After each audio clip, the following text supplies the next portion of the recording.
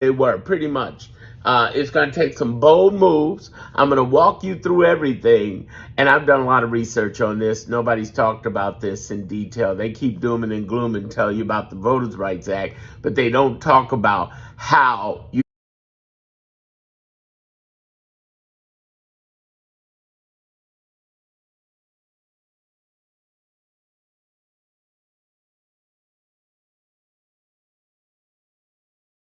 I ain't never seen someone driving a 10-year-old car paying $150 a month for insurance. Like, I think that's outrageous.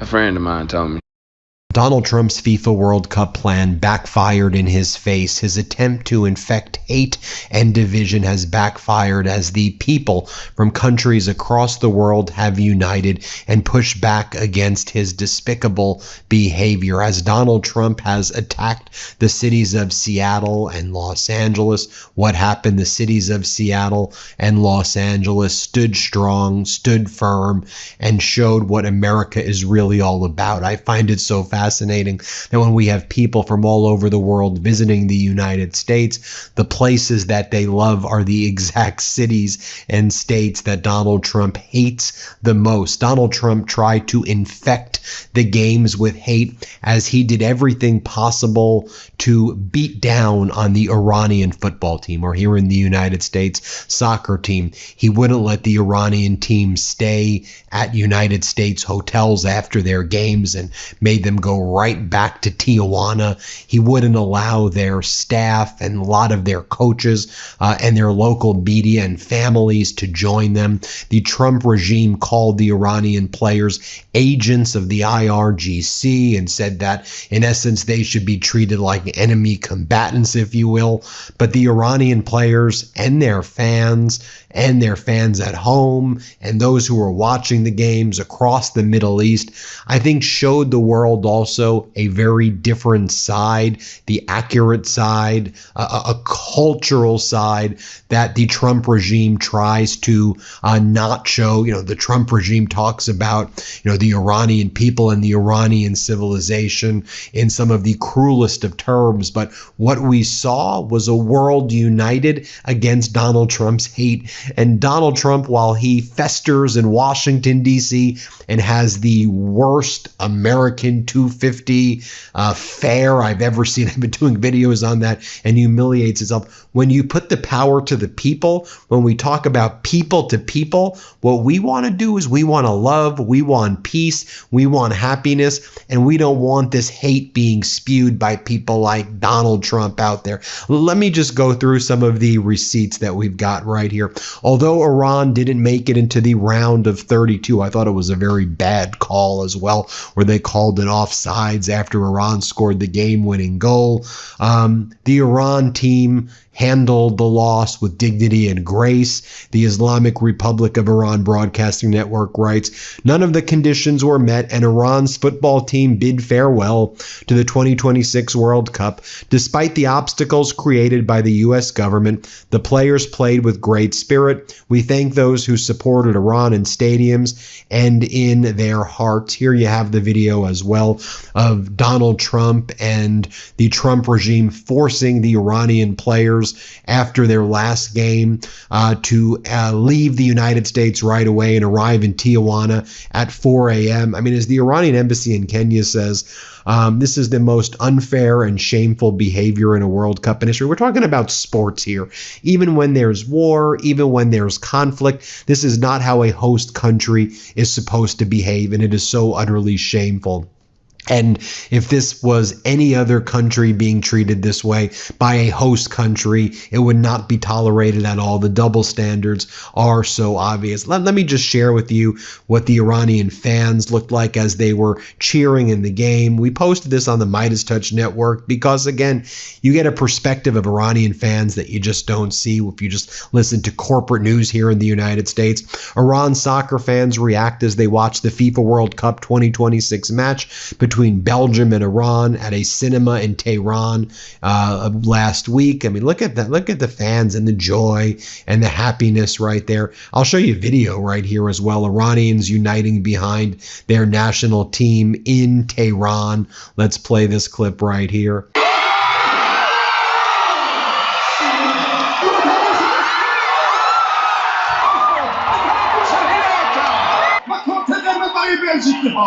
You had Palestinians gathering in central Gaza Strip to watch a live broadcast of the game between Egypt and Iran as football offered a moment of respite amid the ongoing genocide there. The screening drew families and football fans to a public space where supporters followed one of the tournament's most anticipated group stage matches. I mean, look at the fans right there. Look how incredible it was right there. Really great to see. Iranian fans at the Seattle statement in Washington also brought with them photographs of Iranian women and children who were and girls who were killed in Manab by the United States in the act of unmitigated war crimes committed by the Trump regime, which is so utterly disgraceful. Let me show you this video right here. An Iranian father uses a handmade cardboard football pitch to help his visually impaired son experience an Egypt match through touch. Here, play this clip right here. Have you ever noticed that the old people's eyes... You know why?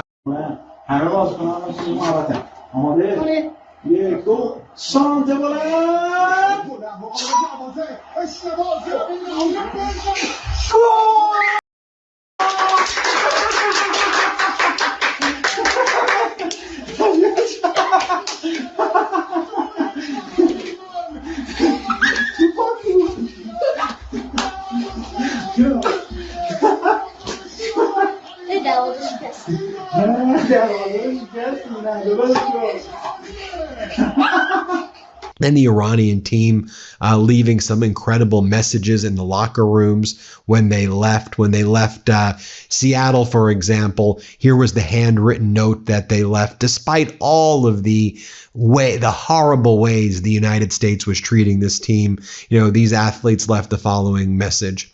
We come from Iran, from a land that for thousands of years has a place and honor above victory. And it has hashtag Manab. For us, football is not only a competition for results, it is a test of character. Perhaps points can be won in many ways, but respect cannot. Perhaps a team can advance from a group, but only through fairness and honor can one stand tall before history. Fair line in football rules. It is the soul of the game. Thank you, Seattle, for your hospitality, and thank you to all Iranians who gave their hearts, their voices, and their whole being for Iran. Iran always standing tall. Hashtag hero. When they left the SoFi Stadium in Los Angeles after one of its games, this was the statement that Iran left in the locker room there. From the ancient Persia of thousands of years ago to the civilized Iran of today, the spirit of Iran remains alive and steadfast. Hashtag 168, hashtag Manab. We came to Los Angeles with pride, competed with honor, and leave with dignity. Thank you, Los Angeles, for your hospitality, and thank you to every Iranian who gave their heart and voice and soul for Iran throughout these 180 minutes. May peace, respect, and friendship prevail among all nations. May peace, respect, and friendship among all nations prevail. I'll share this with you as well. You know, the White House was stealing the video footage of Aaron Levine, a reporter over there. As Matthew Fobb says, the Seattle-hating White House stole a Seattle journalist video to promote America. Maybe they should steal some paint for their pool instead. And what the White House did to try to spread their White House propaganda is stole the video footage of a Seattle reporter who loves Seattle, who shows what a beautiful city it is, what a beautiful state Washington is, the state of Washington, that is, and how the fans united and rejoiced. Now remember, this was the city that the Trump regime all of last year, and whenever Donald Trump speaks, calls a shithole city and says they're horrible and that it's war-torn. No, it's a beautiful city. Los Angeles is a beautiful city. America can be such a beautiful place, but the Trump regime is a poison. Donald Trump is a vile virus with this MAGA movement that is here to cause harm and to divide us. But I want to show you how beautiful it looked when you saw what Seattle really looked like. And then we heard from the Iranian players, and You know, the Iranian players were being asked all of these questions like, what's your view about gay people? What's your view about LGBTQ? You know, and the Iranian captain, Taremi, was like, I respect him. I respect all people. I respect gay people, straight people, trans people. I respect human beings. And, you know, and it's just so fascinating that's what he's like, that's what you're asking me? And watch his response here. Play this clip. But we respect all of the LGBT people. That's their own idea. It's not about us. We are here to play football. We respect all of those guys. Yeah, if you have a question about the game, I will answer. And then Iran's Taremi called out FIFA and the US, and he did it, though, in such a humble way. Here, play this clip. Who have to solve this problem with, for us? Who? FIFA? I don't know. USA? I don't know. Who? Just mention one name for me. What I think I'm right. Can Infantino do more to sort this problem out then? Who? Infantino. As I said, Infantino first game came and said we will solve every problem here, but actually FIFA did nothing. Our logistic doesn't hear. Yeah, you see, we don't have media. Our media. Where is our media? You can check. No media here. No media. No, I don't know, Kitmans. No one. Vice president, this. Blah, blah. And he talks about the people in Mexico and how humble they were, and how the people in Mexico treated the Iran team right. Here, play this clip. We always have to travel to Tijuana. We love people of the Mexico. We love Tijuana. It's so good. They are so humble people. We love them. But as a professional players, professional competition, it's not right. Yeah?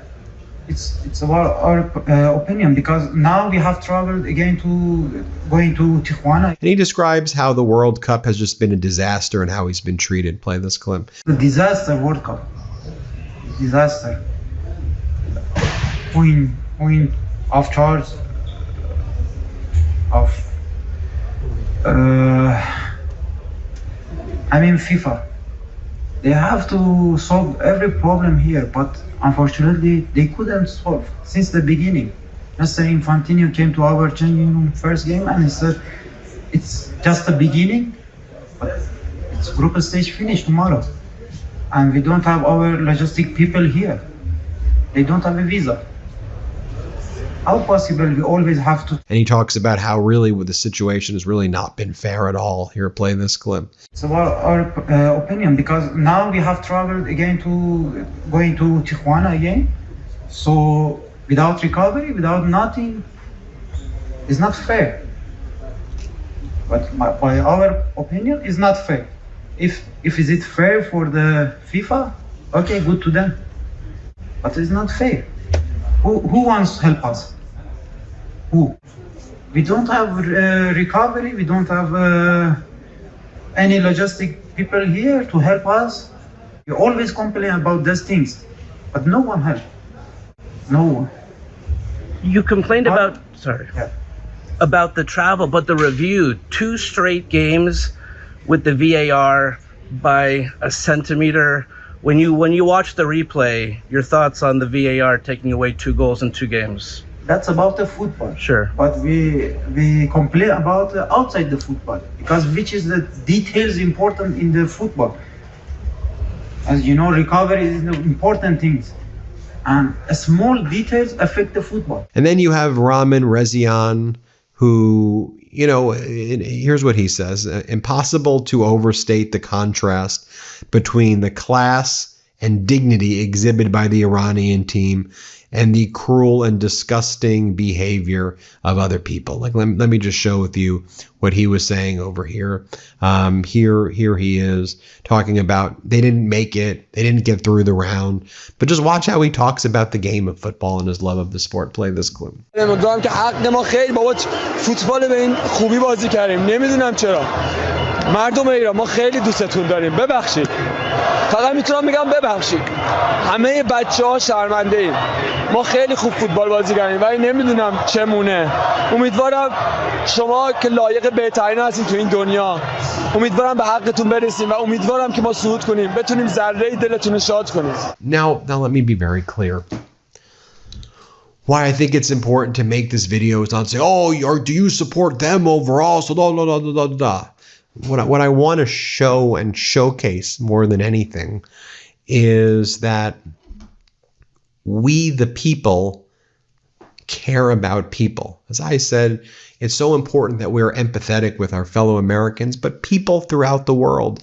And what I find when I travel, although I haven't traveled much since launching the Midas Touch Network because I spend a lot of time doing videos and running this network, but when I did travel, when I would go around the world, I would see people of all different races, ethnicities, religions. And when you would break bread with people and when you spend time with people, whether you're spending people in Asia or Africa or Europe or Central America or Mexico or South America, the Caribbean, wherever, people want to find connections and bonds with people. And all too frequently, it's the governments and it's these malignant, narcissistic, almost always men, let's be real, these authoritarian men who are miserable, disgusting people who want to use their time on earth to accumulate all this power for themselves and this wealth and to divide us as people. But left to people, we want to hang out with each other. We want to break bread with each other. We want to care for each other and care about a better planet and a better earth. That to me is the message of this video as well. And so while you have people like Donald Trump who want to be divisive, who want to hate, what's actually been incredible was to see how people treated people despite Trump trying to infect it with all of his crap. That gives me hope. That gives me hope. And to not buy into these simple propagandistic narratives by these authoritarian regimes, including the United States authoritarian regime right now. Let's be real. Thanks for watching. Hit subscribe. Let's get to 7 million. Thank you, everybody. Want to stay plugged in? Become a subscriber to our Substack at MidasPlus.com. You'll get daily recaps from Ron Filipkowski, episodes of our podcast, and more exclusive content. Welcome to Eden. Did you know the Bible can now be watched? Eve, what did you do? It was good. Try it. The military has been forced by foolish and reckless politicians to focus on the wrong things. In many ways, this speech is about fixing decades of decay. Some of it obvious, some of it hidden.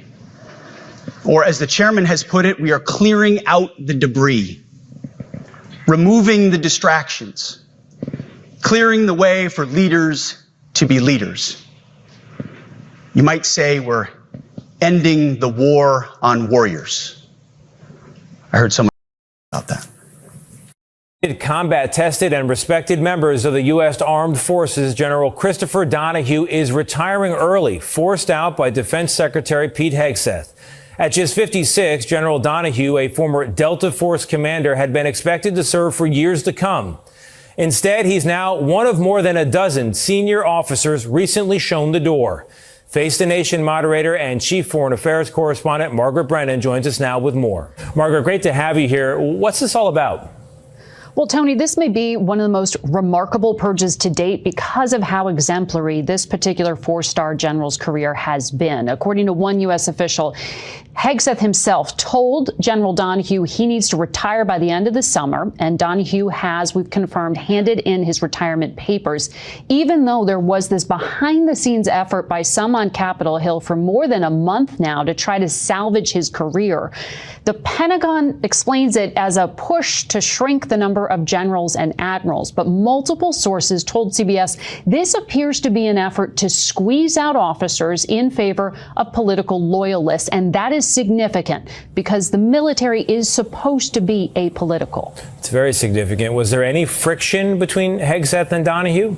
Donald Trump is panicking as this so-called Great American Fair is becoming even a bigger disaster than has already been reported. Now, we've already reported the Trump regime had to shut it down yesterday because literally no one showed up at all. Also, the power was down, the Ferris wheel wasn't working, the ice cream had melted, the food was rotting away. But folks, it gets much worse. I'm going to show you what it looked like yesterday and early today when this so-called Great American Fair opened back up. We're also hearing from people who work at the Smithsonian who are saying what this event was supposed to be like before Donald Trump and his despicable regime destroyed it. So Dean Cain, a MAGA guy who often goes on state regime media, which calls itself Fox, he posted the following image yesterday.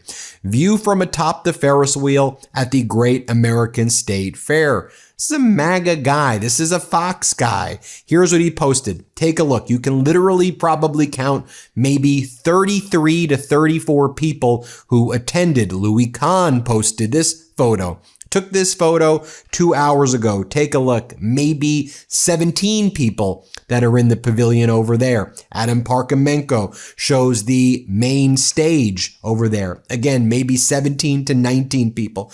Another overhead view. You see the fake arch or arc that's right there, that's made out of cardboard. Again, you can see that literally no one is there in the Washington Mall. I mean, without this so-called Great American State Fair, you would have much more people in the mall than are right there right now. You had this oddity taking place. Vanilla Ice with someone in a Ninja Turtle. Now, this was the type of Ninja Turtle costume that would haunt me when I was 5 years old, the fake Ninja Turtle costume right there. I remember going to a birthday party when I was 5 and they rolled out that Ninja Turtle. I remember crying hysterically. It still gives me PTSD to this day, obviously. I'm half joking. Gary Peterson goes, the Great American State Fair is where we can spot legends like the godfather of rap, Vanilla Ice, wowing the massive crowds with Raphael, the Turtle Ninja. I feel like a mere mortal next to these icons. So, okay. So this was one of the main performances that was taking place yesterday. Not quite sure why there is an American flag and an Israeli flag in this tent, but that's what exists. And Stephanie Mensimer explains, I guess no one at the Great American Fair wants to listen to the Jesus music on the mall. So this was the big concert that was supposed to take place yesterday. Let's take a look at the big concerts. You can see for yourself. Play this clip. Yahweh, Yahweh, Yahweh, Yahweh, Yahweh, Yahweh. But the Trump regime propaganda has posted the following photo. It's American aircraft that our taxpayer dollars pay for, which has been used by the Trump regime to engage in lots of war crimes and murdering people off the coast of Venezuela and war crimes in Iran, for which I want to see people tried at The Hague for their war crimes, just being blunt about it. But here's what the White House posted. Locked in. Patriots in control.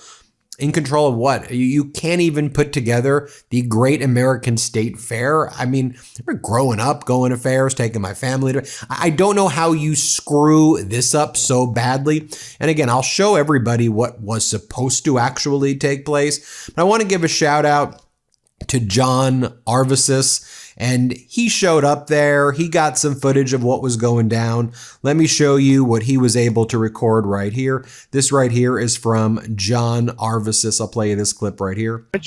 Oh, there we go. There we go. So there we go, guys. Can you hear me? I'm on the mall at Trump's state fair thing he did. This is the thing that he did with his own people because he refused to use the accredited one, the actual one that presidents have used for decades. And he set up his own state fair. It's terrible. I mean, first of all, look at the crowds, right? There's nobody here. I did some separate videos. Actually, I may walk in and show you guys. Actually, I'm going to show you the food court. So he set up a copy of his little NZ arch. Absolutely horrific, this thing. The Ferris wheel broke down yesterday. It's working now. More from Arvisis right here as well. Just giving you insight into what he saw going down. Let's play this clip. So far, these states are very, very boring. I'm going to now go over to Alaska and see what they've got because I spent a lot of time in Alaska. If Alaska's boring, I'm going to be very disappointed because how could Alaska be boring? Not a ton of people here either, by the way. You can see the crowds, the wild crowds. It's a cast of thousands. Not. And for some reason, nobody can figure out there's a line for Arizona. Only Arizona. Nobody else. But Arizona, there's a line. So this is very sad. Alaska and Hawaii have nothing. I'm not quite sure why. Hawaii, Democratic state. Alaska, Republican state. There's nothing here. Very weird. All right, so this is the food court. Yeah, little Soviet Union-ish, but that's okay. We'll walk down and see, but as you can see, it's not the, I don't know. This is it, guys. This is literally the food court. See, they're like trying to get in. Don't go, run, run. Wow, Express Hibachi. Okay. I guess they can't afford lights in here. Wow. I mean, this is it. Also very crowded too. Obviously not. Wow. That's just kind of sad. And then here's some like cowboys or Mexican cowboys, which would be actually a little surprising if they were Mexican cowboys. I'm going to guess they're not Mexican cowboys. Maybe they, no, I don't know. Yeah, not really. Well, maybe a little bit going on there. Okay, so this is kind of a bust. There's nothing going on. They've only got the booths of the states, and as you saw, they're boring. Again, very, very sad indeed. Julian Andriani, you see him a lot in Capitol Hill, grilling the members of Congress, along with some of the people we've got at Midas Touch Network on Capitol Hill. He posted this photo of himself at that performance. I'm here and can confirm it's completely empty, but at least they randomly hung an Israeli flag. Amanda Moore, she's a great reporter. She finally showed up and she goes, I finally made it to the Great American State Fair. The columns on this fake building are something to behold. Look at this right here. They know it looks like shit because they made an effort to hide it sometimes. Then you got some MAGA followers going up to the Golden Trump Arch, and I don't even know what's going on there. And then I saw a lot of this going down. Free Manny. MAGA was talking about Free Manny, and apparently this guy was involved in an incident. So I wanted to dig deeper because all the MAGA people were saying Free Manny. He was set up, not guilty. I'm like, okay, who is this guy? He's a MAGA streamer, big Trumper, deep in the big MAGA circles. MAGA fan accused of masturbating at Donald Trump's Great American State Fair. Latest setback in embattled event. So here's this guy right here. His real name is Gian Racitelli. He goes by the name Manny. He was charged with lewd, indecent, and obscene acts. Apparently, he went over to the Cirque Mechanics acrobatic show where there were female performers. And according to the police report and eyewitnesses, he was vaping and then he started to, you know what, and people were horrified and he was doing it in front of the Cirque dancers while nobody was there to begin with. This is who Trump is. This is what the Epstein class is. This is what these gross and disgusting people do. Like, don't you get it? This is not a glitch. This is quite literally who they are. Okay, let's talk about what this event was supposed to be. Here's a Smithsonian insider talking about what the event was supposed to look like before Donald Trump turned America 250 into Freedom 250, and then Trump tried to turn it into some weird, horrible propaganda fest for himself that makes Fire Festival look like the most incredible event.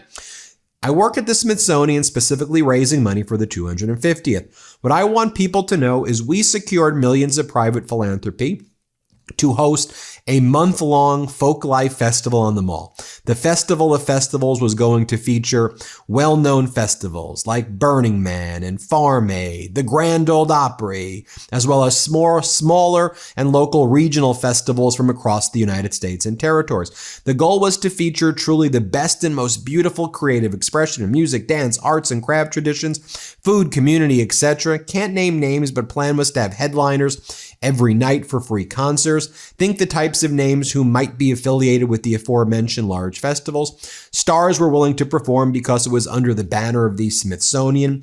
It had was all prepared, but it had to all be scraped because the administration would not release permits to host on the mall. The money went elsewhere, but our nation was robbed of what would have been a once-in-a-generation cultural moment. And I just think about it. I'm like, if former Vice President Kamala Harris was in charge, the event would have been pretty amazing.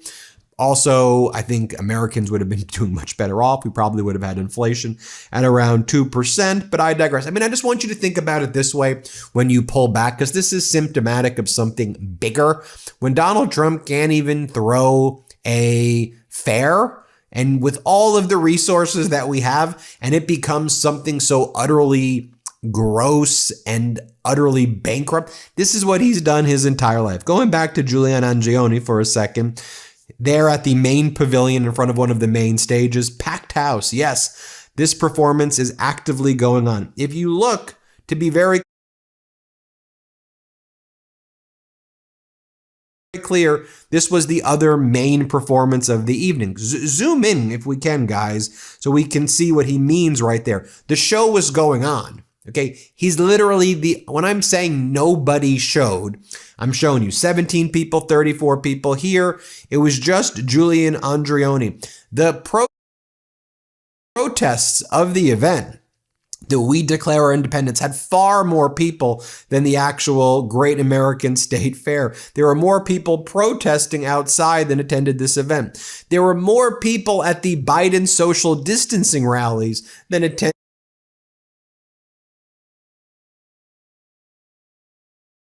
this Great American State Fair. No shade to Biden, but there's more people there than here. Take a look right here, the Great American State Fair being an utter disaster right here. As Aaron Parnas writes, in what world is a chicken Caesar wrap and a hot dog considered hibachi? So when you go to the room, which is just this tent, you saw the video we showed earlier, the 5-star culinary experience that was promised, right? And you go to the hibachi area. What the Trump regime considers hibachi, chicken Caesar wrap, chicken sandwich, nachos and pretzels. That ain't hibachi, yo. That ain't hibachi. Then you go over here to some Thai favorites. You can get a $19 chicken pad Thai, at least that is Thai. You go to the Lucky Buns section, a $22 Lucky Buns with fries. That's called Trumpflation right there. You take a look right here at some of the prices for the drinks.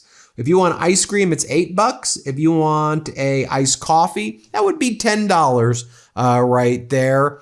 I'll show you over here as Jameson Daniel posts, the National State Sad Fair. Play this clip.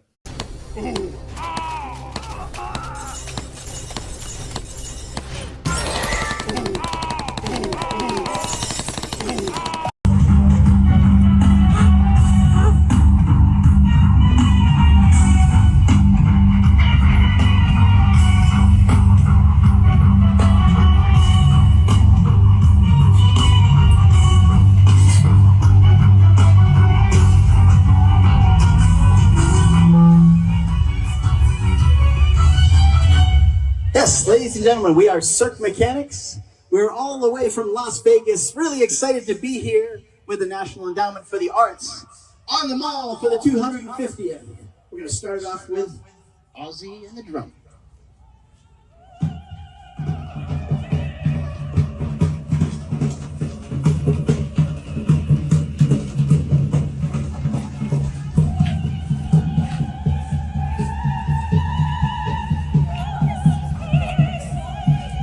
Another image. I'm trying to show you lots of people images, so you're not like, Ben, you're just selecting this one person and you're showing me from this angle.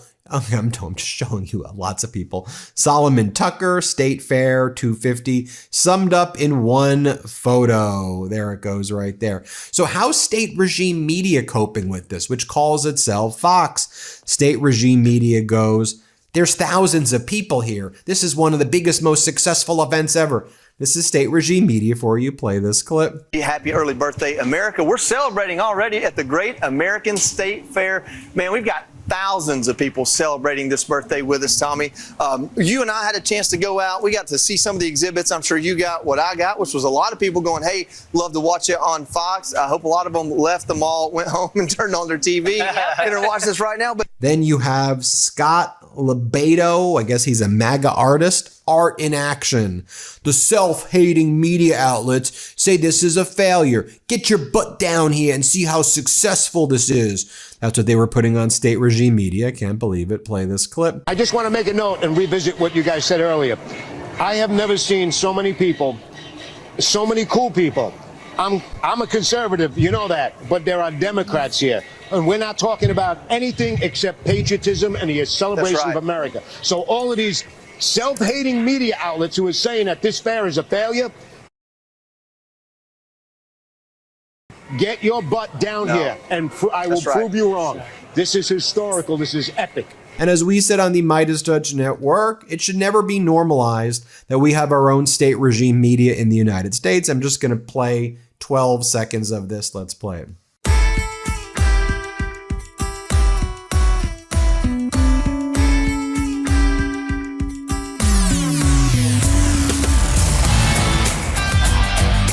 There you have it, folks. Let me know what you think about all of this. Hit subscribe. Let's get to 7 million subscribers. Thank you so much for watching and have a wonderful day. Want to stay plugged in? Become a subscriber to our Substack at MidasPlus.com. You'll get daily recaps from Ron Filipkowski, ad-free episodes of our podcast, and more exclusive content only available at MidasPlus.com.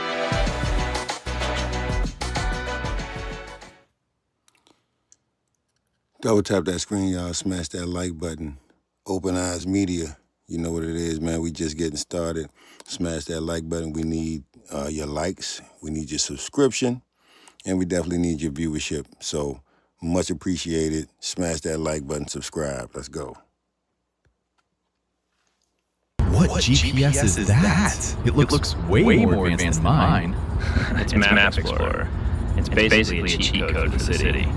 The tables are being turned on Donald Trump, and he is losing all control of this lawsuit that he filed against the BBC in federal court in Florida. Donald Trump alleged the BBC manipulated footage in a documentary that really nobody even saw, but he was so angry at the BBC regarding the January 6th insurrection. He said, "You did an edit where it made it look like I was encouraging the insurrectionists to walk with me to the Capitol building on January 6th as though I was the leader of the insurrection, and your edit spliced out space between, and now I feel that you so utterly defamed me." As I've said, I gave you my opinion when the lawsuit was filed. I said, not only is this frivolous, but I don't think the BBC is just going to take this lightly, unlike, like the Wall Street Journal when they get sued. It's very much like, well, we'll file a motion to dismiss and not do aggressive discovery. We'll stay discovery because of Trump and Murdoch's relationship. I said the BBC is going to go after this guy, and they're going to say, okay, you want to talk about defamation regarding the January 6th insurrection? Oh, yeah, by the way, you're claiming $10 billion of damages? Okay, let's see your damages.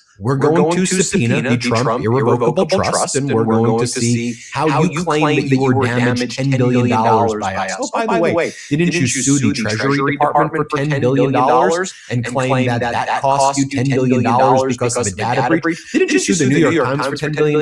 Didn't you sue CBS and ABC? So you sue everybody for $10 billion? We want to know where you get those financial damages from. But it's all breaking down right now.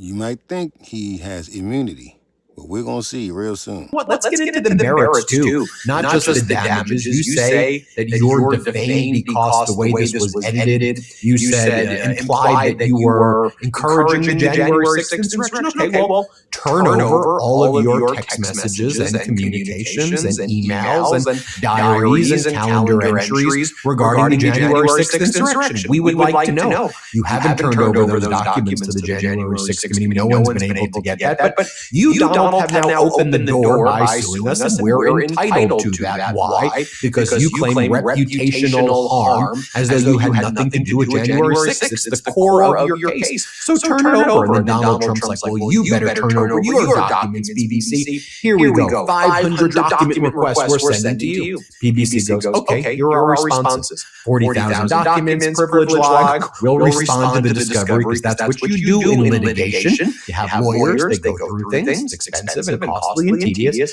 but you respond. So the BBC's responded to their discovery obligation. Surprise, surprise. Trump's like turned over no documents, no emails, no communications. He says you can't ask the Trump Trust or the irrevocable Trump family trust. They're third parties. They have nothing to do with it. Well, that's where you keep all of your money in the trust. So of course they're going to want to subpoena the trust. Oh, you can't ask us for communications regarding January 6th. Why? Why, says the BBC? The case is about that. You claim your reputation was defamed. It's the heart, it's the central cause of action that you brought. Of course we're going to make it about that. We can't wait for trial, Donald, to put you on the witness stand and ask you questions about the January 6th insurrection. Because you're a private citizen, Trump, when you sue us for $10 million. You're not President Donald Trump. And we, the BBC, are not backing down. Or just dismiss your lawsuit. Notably, on June 5th, there was a deadline for Donald Trump to respond to the BBC's motion to dismiss. Get this.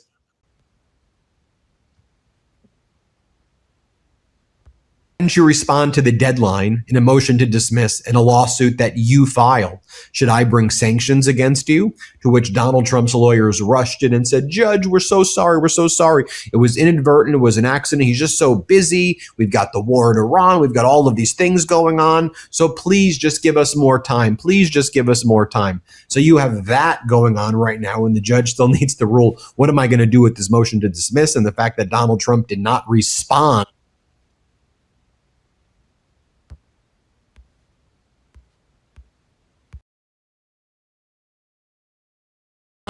to the BBC's motion to dismiss in the first place.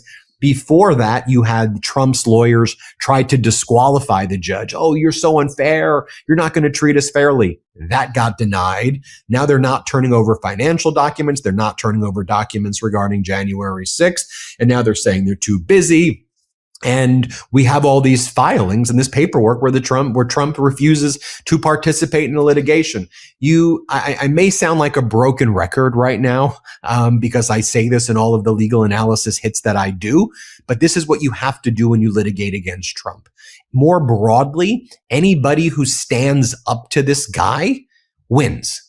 But it's not easy because he's relentless with the disinfo and the threats, and he keeps coming back.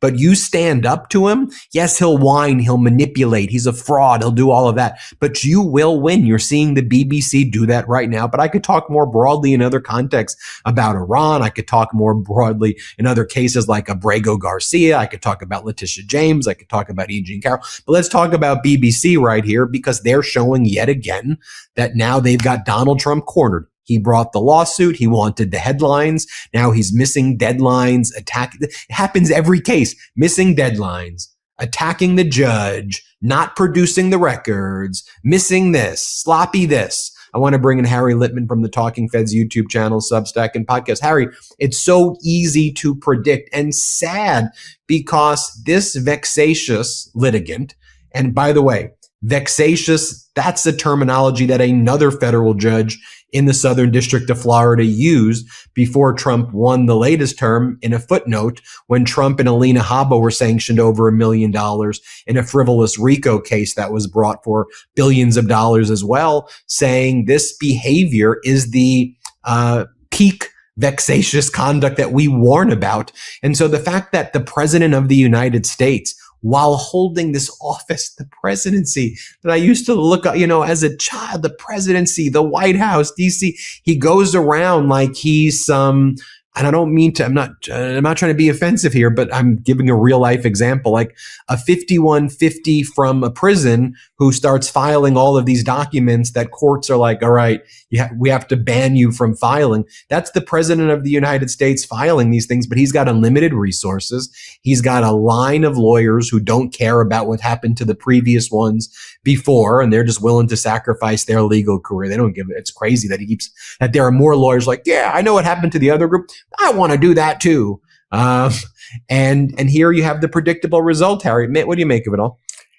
First, it's the point you just made, Ben, I hadn't thought about before. It's a really good one. It's been 10 years of this crushing corruption. I'm just thinking of kids who, maybe they're 15 now and they came of consciousness with Trump as the president. What do they think about government, about the presidency, about public service? All that stuff has been so soiled. But to your point, look, you're not the broken record. Trump is the broken record every single time. If you get involved in litigation, that means you have to be ready to answer questions. It just goes with the territory. I still do a fair bit of litigation on the plaintiff's side, and you got to be ready for the defendants to, take their licks and try to score points. And Trump is the classic guy who can dish it out, but he can't take it. So I think we really do have Taco Trump here. Now, what they are saying, what Trump's lawyers are saying is, oh my Lord, Judge, they're trying to make this into a trial about January 6th. Yeah, I guess so, because the cause of action here, what Trump is saying was an unfair practice and deceptive on the BBC's part, is they took two parts of the speech that all of us saw. They were, in fact, separated by 50 minutes. They stitched them together and apologized for that stitching. But it seems like you have Trump first saying, well, we're going to go down to the mall and then we got to fight like hell. And they supposedly gave that impression of like, oh, he wants you to fight like hell at the Capitol. Is that, if it goes to trial, it's completely germane. The whole heart of his lawsuit is that somehow that was deceptive.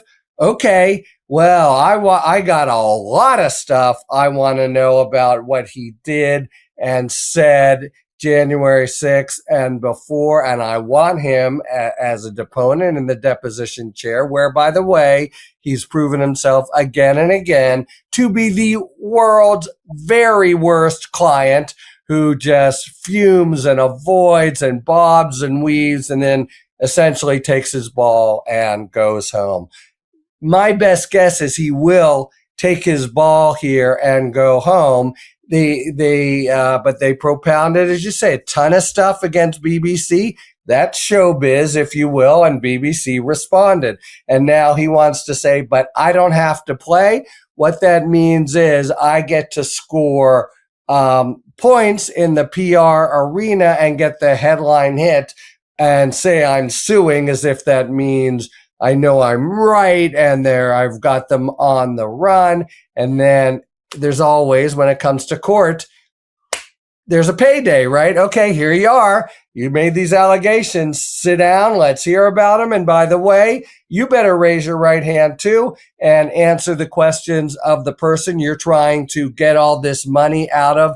And at that point, more or less always, right? We've seen a few disastrous, deceptive, and misleading depositions on his part, but he always tries to get out of facing the music. He really, can dish it out, but he can't take it. So I think this is one other crappy lawsuit by Trump. He's brought it under Florida state law, which I think he thinks will somehow help him, but he's been he's a serial abuser of the litigation system, mainly because he doesn't have good causes of action and he's just looking to bring headlines. And BBC, one other little point here, English law and defamation is a lot harder for defendants than it is in the States. So the BBC is really used to the hurly-burly of fighting cases where the plaintiffs can win just by showing something's false.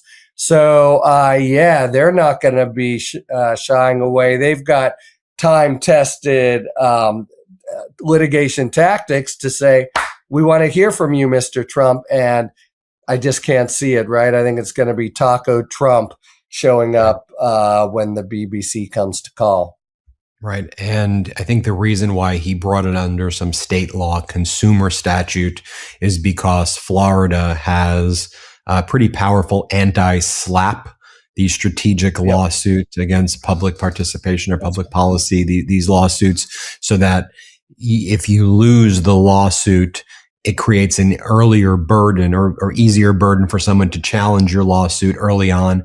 And then you're subject to all of these attorney's fees if you brought it as a defamation case and then lose right away. But it really doesn't matter. I mean, what it was looking for was a frivolous hook to try to tie down the BBC in attorney's fees and costs, get your headline $10 billion, fundraise off of it, and then try to basically push this out for, basically your ceasefire cycle, right? 60 days, 60 days, 60 days, 60 days, then there'll be skirmishes. Then hopefully it just drifts into the past in the background. The issue is that nothing drifts into the past in the background. This stuff causes irreparable reputational damage. I mean, this is why before The Apprentice, which was, a fraudulent portrayal of Donald Trump, in my view, his reputation was that of a con artist, a fraudster, a bankrupter, and just an overall just awful human being. And when these types of tactics we see in this case are used as the philosophy for how America conducts business in the world, it becomes more than this is a vexatious and frivolous litigant who loses in the case. It's we are non-consensually, who didn't vote for him, put on this team, on this boat in America that is now drifting with these fraudulent schemes. And I can make the direct parallel to vexatious litigations like this and rushing into wars and other international debacles. Okay, Donald, you threaten that you're going to go after China and that you're going to tariff them. And they go, okay, got it. We're doing a trade war. We're shutting down, giving away our rare earths. What happens? You remember last April, markets tank. Donald Trump goes, okay, we're doing a deal we'll figure it out. We'll do this deal with China. In May, they announced something. Then he went back again last month and had the meeting and then it gets pulled in this ambiguous and vague cycle. But ultimately the damage is done to us, to him. He doesn't win in this. No one wins in this. It is mad. It is actually mutually assured destruction. Anything you want to say, Harry? Yeah, just a final point here. We've begun already to sort of hold our breath and think 2028 and his being out. But for Donald Trump, this is the ghost of Christmas future. He is going, whenever he leaves office, to be greeted by a fusillade of civil lawsuits and who knows about criminal stuff that we'll put to the side. But this is him for the rest of his life, obstreperously claiming things and suing, but also getting sued, people trying to depose him, having no argument about, the Iran war is keeping him so busy, Your Honor.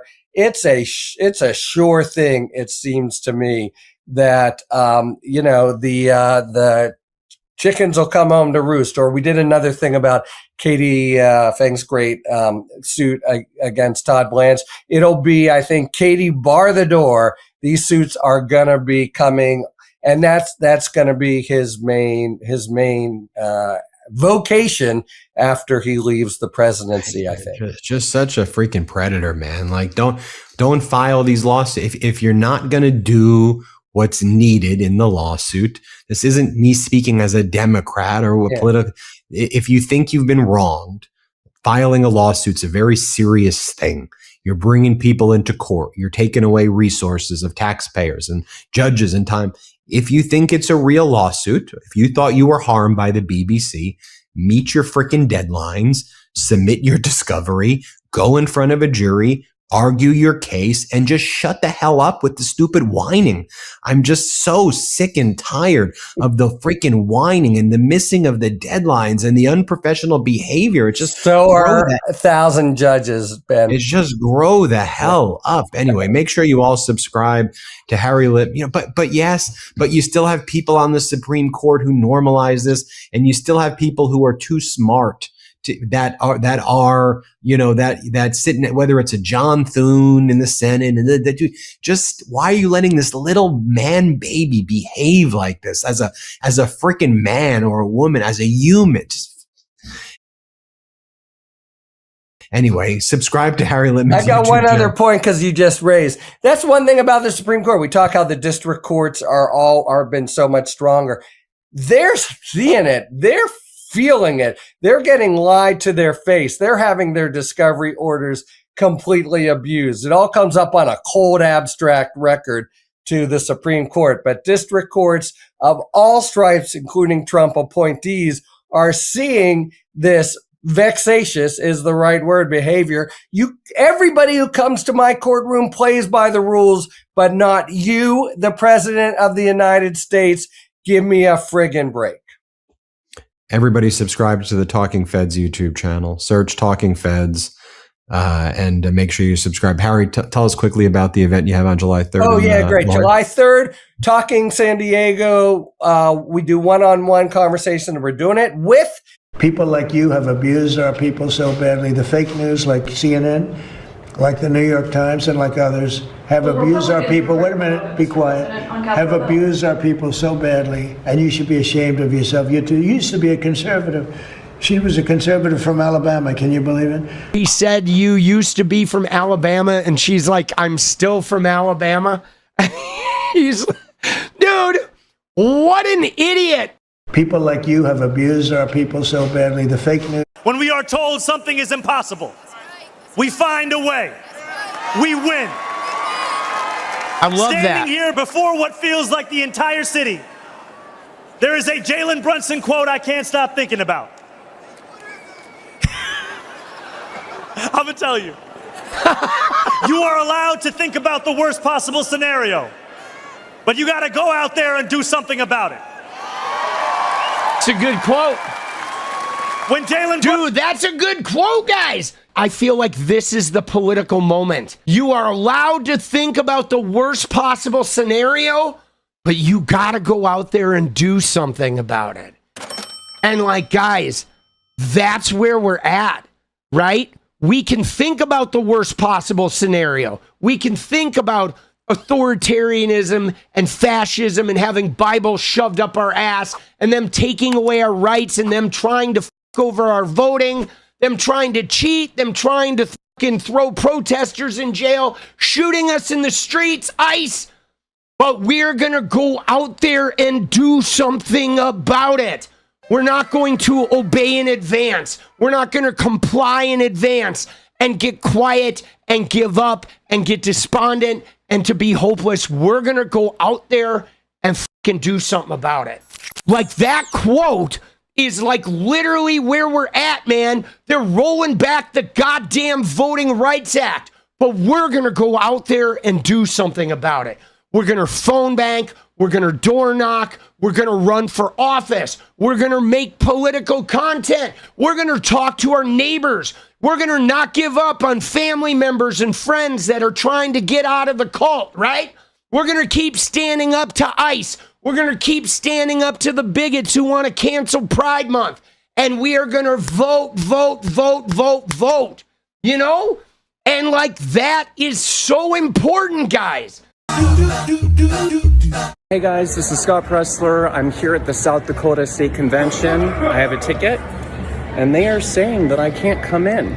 So we're going to find out very shortly why I am not being allowed as one of the biggest supporters of President Donald J. Trump. I'm big on Facebook too, and I'm the asshole saying you can't come in because guess what? You're posting this little piss and moan session on Facebook. So you just get the hell out of here. Thank you. You see how the grassroots are welcomed in Senate Majority Leader Thune's territory. Interesting, my friends.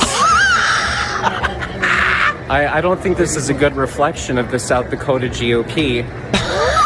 But I thank him for his honesty. Though, what's your Matthew Bruner, Sergeant at Arms? Dude, look at that! Oh my God. Dude, he is so butthurt. Like, how butthurt was he? Oh, this is how they treat the grassroots. Hey guys, this is Scott Pressler. I'm here at the South Dakota State Convention. I have a ticket, and they are...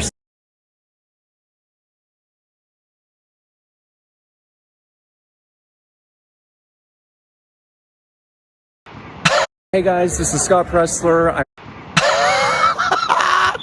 Dude! So look at this. I mean, we have 1, 2, 3, 4, 5, 6, and a National Guard. 6 cops and a National Guardsman. This kid is not a terrorist. Now, wait, you got to see the headline. Police have detained yet another leftist goon for allegedly vandalizing the Lincoln Memorial reflecting pool. These people need to be slapped with major federal charges. Look at these guys. They're fucking jarheads, dude. It's like the Proud Boys are now patrolling the reflecting pool. Dude, I'm sorry, but this guy needs to be arrested for the mustache, dude. Look at that mustache, dude. Okay, that's funny. Is your camera? That shit is like 4 inches thick. It's fun to stay at the YMCA. It's fun to stay at the YMCA. You can have a good meal. You can rub some oil on your stash. You can have the boys rub your back at the YMCA. You're gonna stay at the Y. Why the f do you have that mustache? Dude! So look at this. I mean, we have 1, 2, 3, 4, 5, 6, and a National Guard. 6 cops and a National Guardsman. This kid is not a terrorist. Now have that mustache.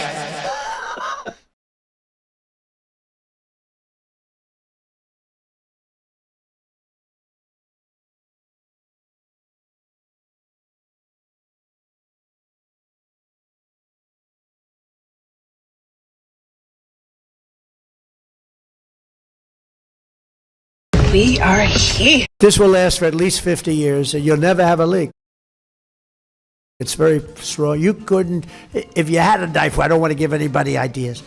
If you had a knife, you can't even cut it. So strong, so powerful. It's like so powerful. So strong, so powerful, you couldn't even cut it with a knife. But now, a box cutter cut this invincible piece. I don't know, maybe we're going to see a video of some guy jumping in there with like a 3-foot diamond under the water, just scratching this thing. He is incapable of saying, yes, we made a mistake. The guys I hired didn't do a good job. He will say it was vandalism. Well, there's nothing on the video. Okay, then they did it with a satellite. He will say, we've determined a satellite carved it from space. Right? It was kind of like the Jewish space lasers that Marjorie Taylor Greene, but they weren't Jewish, okay? They were, from Greenland, the Denmark space lasers from a satellite. Elon caught them with Starlink, and they cut it with an invisible satellite razor, and then they We are here. This will last for at least 50 years, and you'll never have a leak. California Senator Adam Schiff. Just go to talkingsandiego.net for all the details and for tickets, which I can accurately say are going pretty damn fast. So go for it if you want to see me in conversation with Senator Schiff next Friday. Thanks, everybody. Hit subscribe here as well. Thank you, Ben. New Midas merch. Head to store.midastouch.com today and get yourself the best pro-democracy gear and show your support. That's store.midastouch.com.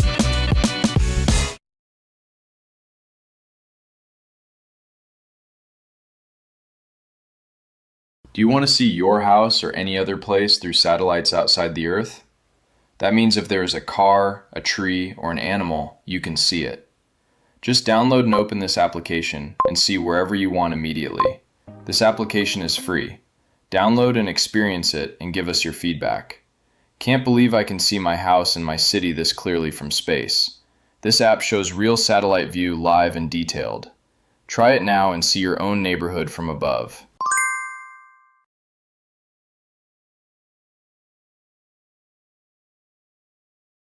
MAGA Republican leaders like MAGA Mike Johnson and others have just made an incriminating admission about Donald Trump being impeached if Democrats take control of the House after the midterms. And these MAGA Republican leaders are telling their MAGA Republican donors, the right-wing billionaire oligarchs, you need to give us all of the money you can right now to help us stay in power, because if we lose the midterms, the protection racket is over.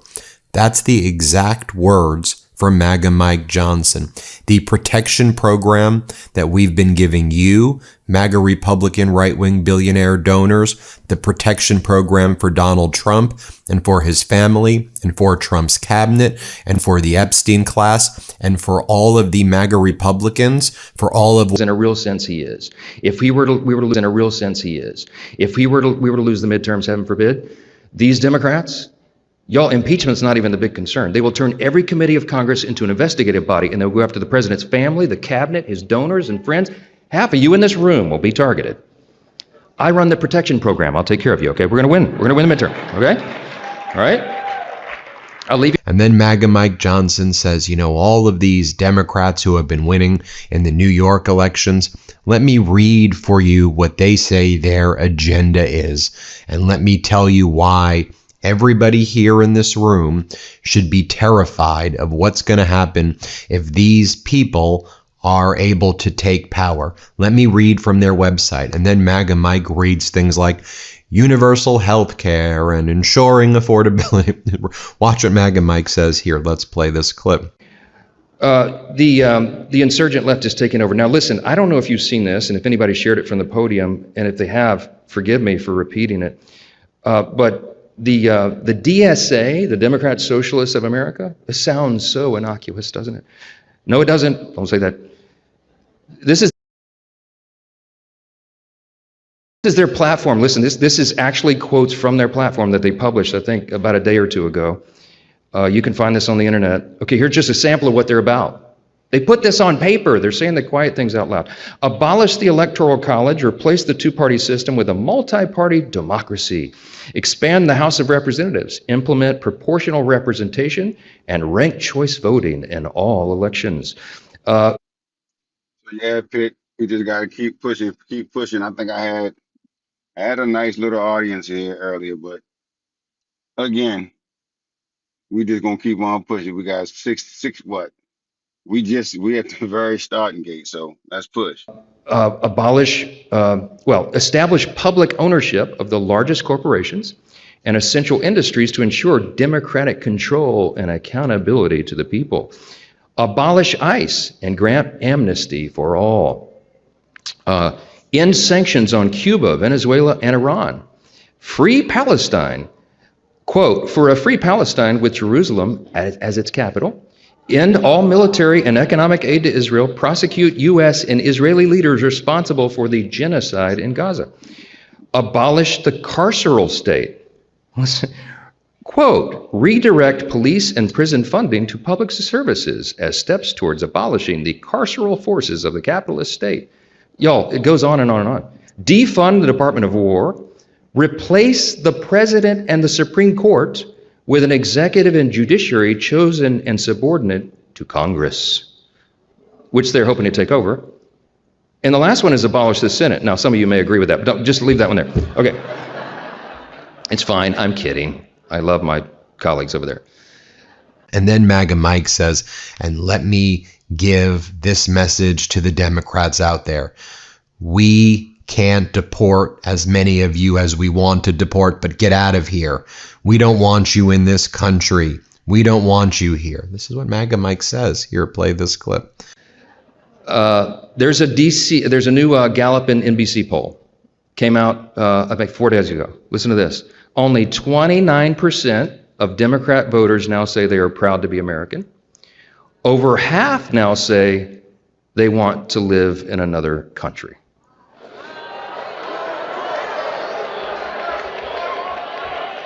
Go, go, go.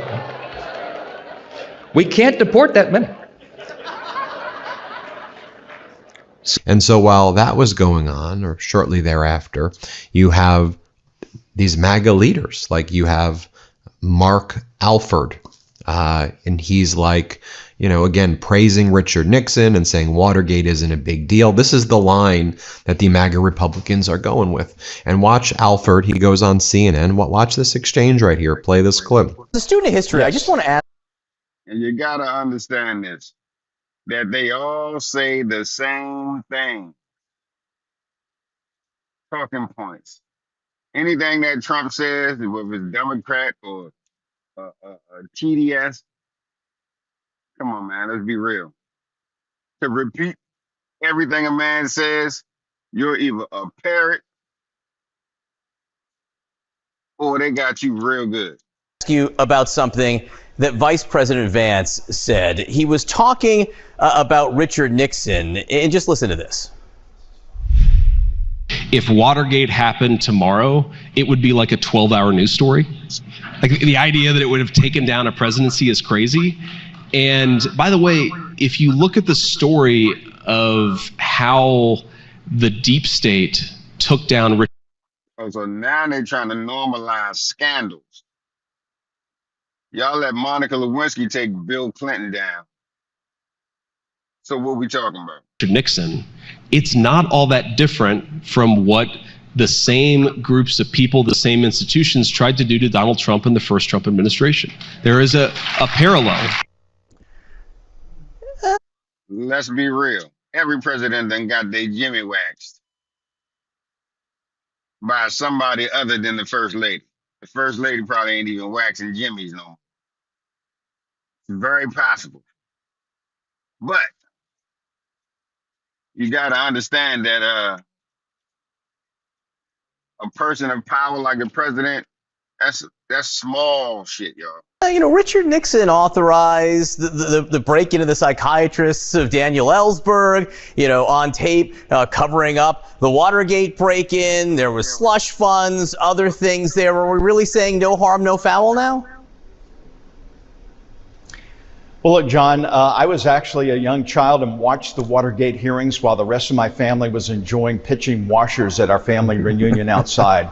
That's how much I was into it. But you got to remember back then, I think the point that the vice president was making is that now we live in an age of information where we are bombarded daily, hourly, instantly on our phones and through CNN and other news outlets. And the stories that are breaking every day. Look at the release of the Tulsi Gabbard files right before she left. That didn't get a lot of play, and yet there's some substantive things, even if you don't believe that those things actually happened with Fauci, that need to be investigated, that need to be discussed in the American zeitgeist. But we are moving so rapidly that a story like Watergate, I don't think would last as long as it did back in the 1970s when I was a young child. It's lasted a long time. I will say that. Congressman, though, before I let you go. And you have MAGA Republican Congress member John Rose saying, we need to make sure that we don't repeat what happened in 2020. And that's why we need our voter suppression laws. Where they lost in 2020, legitimately lost in 2020. I mean, these are some real sick people. Here, play this clip. This country, if we don't have secure elections, then we'll see, events like what happened in 2020 happen again and again. And the American people will ultimately be frustrated and perhaps give up on the democratic process that undergirds the Republican.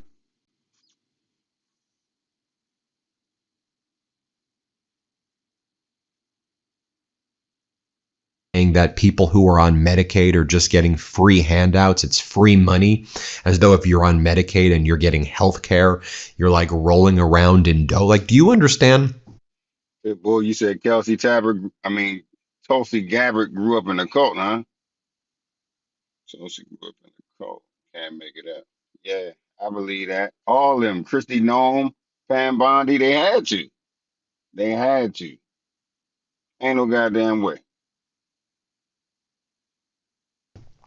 How Medicaid works, MAGA Republicans, it's for people to get medical treatment and to get health care. Where the fraud happens, it's with your right-wing oligarch buddies and the people who run some of these health centers, who submit false invoices. People who need Medicaid are using Medicaid for their health services. But this is part of. Hey, Pitt, I do know the more people type in the chat, the more it draws people as well.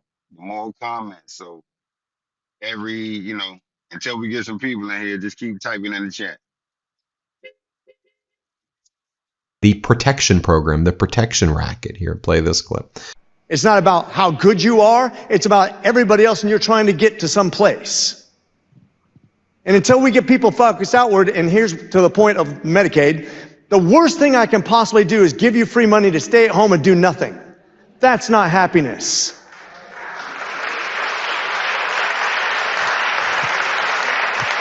But if I can provide an environment where everybody's producing jobs and you can actually have value in doing something, you're earning something. I'm not going to allow you to sit at home and get something for nothing, because we even require you to do something to get the money back you put into unemployment. How crazy is it the liberals have convinced you that getting something for free makes you happy? It's never going to work, and we got to proselytize that, because nothing worthwhile comes easy. Congressman, we have time. Is it the liberals have convinced you? Congressman, we have time for one more question. And then you have MAGA Republican Congress member Tom Emmer say, and what we need to do right now is protect Donald Trump because God has sent him. God sent him and then took Charlie. And it was all part of a grand plan. And this is why we need your help, MAGA Republican donors. Give us some money, because this is what God wants. He had to take Charlie. He had to save Trump. You have to give us money. I mean, these are the biggest charlatan frauds. And frankly, just kooks. These are like wackos. Here, play this clip. You got to talk about something called God's will, right? There's a reason why Donald Trump is still here. God's will is that his work is not done. By the way, our president knows that. I mean, our president, who likes my wife much better than me, and he makes that clear every time, and then I'm reminded by my staff that everybody likes your wife a lot more than you. I get that. But he told her. He told her he knows that he should not be here. He knows the reason he is here is because God has a job for him to finish. I mean, that is profound. The other side of that coin is God's will was that Charlie's job was done in this place, and that Charlie was going to be called home because he had done what he came here to do. And if you think about what's happened since. Then Jim Jordan's like, he thinks that FIFA World Cup is hockey. Let's let you listen to what he says, and he talks about Americans beating a Spanish guy in the UFC fight. Here, play this clip. This. I mean, we're on a run. Look at the hockey team. Look at the UFC fight, where the main event, where the American beat the Spanish guy in the main event. I mean, we're on a roll. So let's hope the hockey team can do the same. All right. World Cup, baby, World Cup. I've got the fever. I know the chairman does too. Yeah, Chairman Jim Jordan, thank you so much. And just to show you that none of this is normal, and to show you what our politics can be, here you have New York City Mayor Zoran Mamdani. He just released this video where he talked about the rent stabilization freeze that's taking place. He goes, it might be hot outside, but rent is freezing, committing to his campaign promise. And it's actually in practice what affordability means, not just some catchphrase. Here, you can watch for yourself right here. Let's play it. New York, the Independent Rent Guidelines Board just froze the rent. That means if you're one of the more than 2 million New Yorkers who lives in a rent-stabilized apartment, your rent's going to be frozen next year. Okay, why did nobody teach me that when you get a credit card, you're actually not supposed to spend the entire balance? When I got a card with a $2,000 credit limit, I thought I was actually supposed to use it. Turns out, a big part of how good your credit is depends on how much you're actually using. It wasn't until I tried this credit building app called Kickoff that I saw how much my high utilization was holding my credit back and how to break through. There is no credit check. Sign up with Kickoff and get a $750 line of credit. Instead of funding a shopping spree, it's funding your financial freedom. Pay a few bucks a month to pay off that plan. Set up autopay. All of this credit building genius can go to work for you in the background. In the eyes of credit bureaus, you're paying your bills on time and keeping your credit utilization really low. Kickoff can also help you find and dispute errors on your credit report that you didn't even know about. Tap here to start building your credit today with Kickoff. Like I get off work, some lake or somewhere, He be looking on. Inflation can actually be a good thing if someone is drowning in debt and trapped by compounding interest for two reasons. First, as inflation rises, the balance stays the same, but the real weight of that debt shrinks because those dollars were borrowed when they were worth more and paid back when they're worth less. Second, when minimum payments become harder to keep up with, it could open the door to financial relief options that most people don't even know exist. You see, there's a federally regulated program that over 500,000 Americans have used to reduce their total debt owed and monthly payments by as much as half so they could become debt-free faster. This program is offered by AmeriCorps, who has an A+ rating from the Better Business Bureau and over 30,000 5-star reviews online. Check out the short video, see how it works. Hey, Lynette, I saw you on Oprah where you were talking about money issues. Do you remember that? Hey, Mauro, yes, that was a great episode. And I think it really helped a lot of people. I'm sure it did. What are you working on right now? I'm actually working on a special project that's been used by over 500,000 Americans to become debt-free faster. How do people know if they qualify for relief? They just need to go to AmeriCorps' website and fill out a 2-minute form, which does not impact their credit score. Then an AmeriCorps debt consultant will call them with a personalized savings estimate. I had $55,264 in debt. Had some life changes that caused me to overuse credit cards and then jump from personal loan to personal loan. Try to get out of debt, and it just got worse. I've settled 6 out of my 7 accounts now. Should have number 7 settled in a few weeks. Overall, I've saved just over 40% of my total debt. I would definitely recommend AmeriCorps. I was a little over $16,000 in debt. I had 13 creditors. I was just struggling to make my payments, just a monthly minimum payment. I have 11 settled accounts and 2 are still in negotiation, and I'm stress-free. I cannot say enough good things about AmeriCorps. I'm getting myself out of debt. I was about $80,000 in credit card debt. I figured, let me call and see what the program is about. That was the best decision I've ever made. The one-time monthly payment is way less than I was paying for my credit cards. It's like working with family. If I have a question, a concern, a problem, I just pick up the phone and call. Working with AmeriCorps, I can honestly say has been one of the best decisions I've ever made.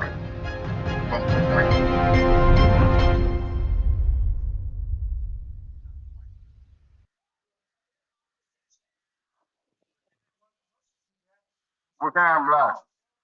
Black iron block?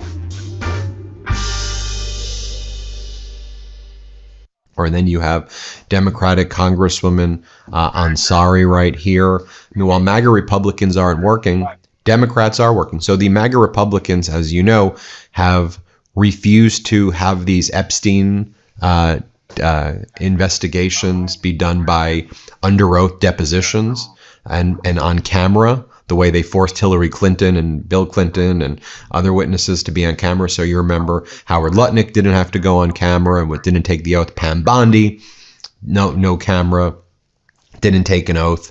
But here you have Leon Black, part of Trump's Epstein class crew, was in this informal witness, the Democrat, this informal testimony, not under oath, no video camera. But the Democrats are pushing ahead, and this is the type of protection program that MAGA Mike is talking about giving to these right-wing oligarchs. Play it. Incredible, who have lied to the committee over and over again. But today was even different than that. Leon Black was arrogant, he was smug, he refused to answer the questions, but at the same time was emphasizing how he was being transparent because this was voluntary.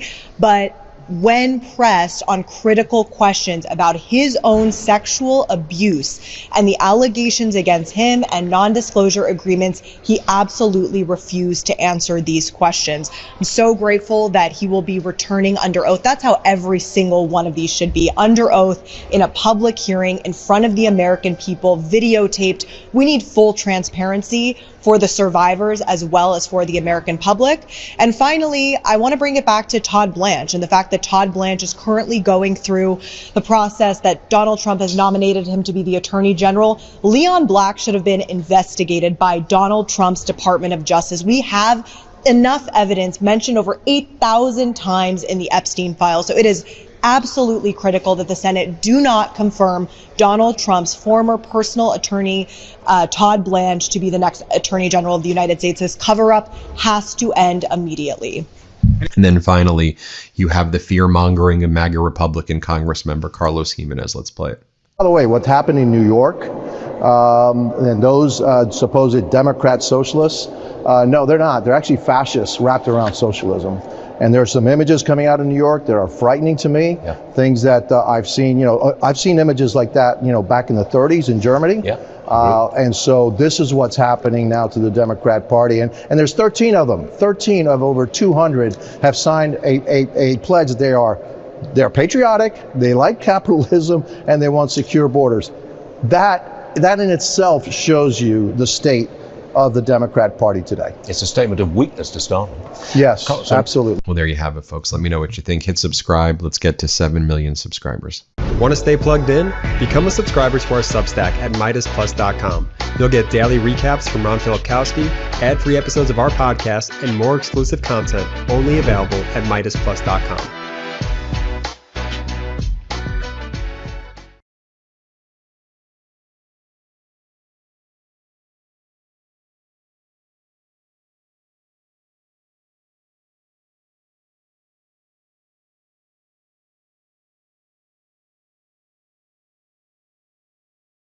Colleagues, over the last year and a half, our President Donald Trump has turned the White House into a 24/7 corruption operation. This is a national crisis, and we should start acting like it. The President's goal is to engage in so much corruption, so much self-enrichment, to hand out so many favors to his friends, his family, and his political allies that it just becomes the pitter-patter of rain. It's normal, it's constant, it's never-ending. Trump's bet is that if there's a new story of corruption, of self-dealing, every few days, that the press will stop covering it, or the public will just stop paying attention. To an extent, he is tragically succeeding. But he's also betting that the public will just come to the conclusion that this is normal because all of our politics are this corrupt, that every senator, that every previous president is this corrupt. That is not true. While I disagree with my Senate Republican colleagues' decision to largely remain silent in the face of this misconduct, it is true that not a single senator on either side of the aisle engages in the behavior that our president does. Senators, Republicans and Democrats, do not trade our votes for cash or for political contributions. We don't run side hustles. Very strong. You could. Like crypto companies. Senators don't give contracts to their kids just because we can.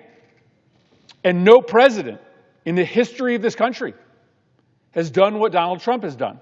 No president has done 5% of the self-dealing that Donald Trump has done in the last year and a half. This moment is exceptional. It is a one-of-one moment. And if it becomes normal, if people stop being outraged at what he is doing to enrich himself, then I fear there is no going back. The White House will just become a place to get rich. So I think it's time to pull back and see the full picture. To not view this as get out, trash! This first class isn't for a beggar like you. The ticket checker shoved Charlie off the train without a second thought. What he didn't know, Charlie owned a private jet. Even Charlie himself didn't know his true power until the day the shocking truth came to light. Pay $1 million within an hour, or go meet your foster mother in heaven. The CEO of the hospital threatened Charlie and walked away. Charlie hesitated there, not knowing what to do. Aunt Lena had raised him in her orphanage. Now she was dying. Charlie decided to swallow his pride and beg his in-law, who had hated him from the first day. Grandma, could you lend me $1 million? Aunt Lena from the orphanage has kidney failure and needs money for treatment. The entire Wilson family was stunned. Everyone stared at Charlie in disbelief. It's Mrs. Wilson's birthday. Not only had he not prepared any gifts, but he even dared to ask her to lend him $1 million. Is he out of his mind? 3 years ago, the late Mr. Wilson had found Charlie from who knows where. and insisted on marrying him to his eldest granddaughter, Claire Wilson. At the time, Charlie was penniless, much like he was now. After the two got married, the old master passed away. Since then, the Wilson family had been deliberately trying to drive Charlie out, but Charlie seemed indifferent, unmoved by their insults. Asking Mrs. Wilson for money now was an act of desperation. He thought that since it was her birthday, she might be in good spirits and willing to help.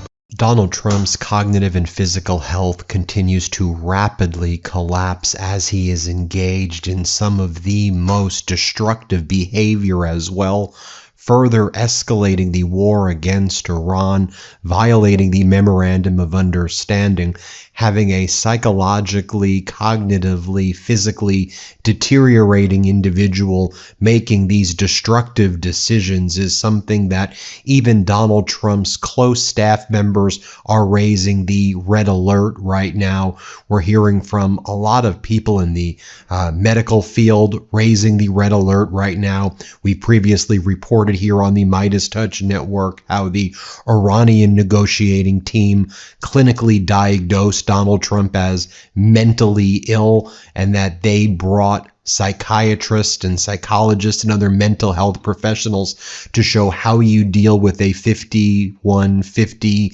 individual who should be under a psychological hold, how you even are supposed to conduct negotiations. And Donald Trump's cognitive and physical decline was an important factor that informed how Iran structured the 14-point Memorandum of Understanding that Donald Trump continues to violate, because Iran knew that he would always violate this, and they knew that his behavior would be erratic and it would be oscillating and going back and forth one day to the next. So Iran made sure that it would extract certain benefits right there from the outset. And so I want to provide you with some data points. I want to provide you with some red alerts from Donald Trump staff members that are leaking information out to the press. I want to share with you what some renowned pathologists are saying right now.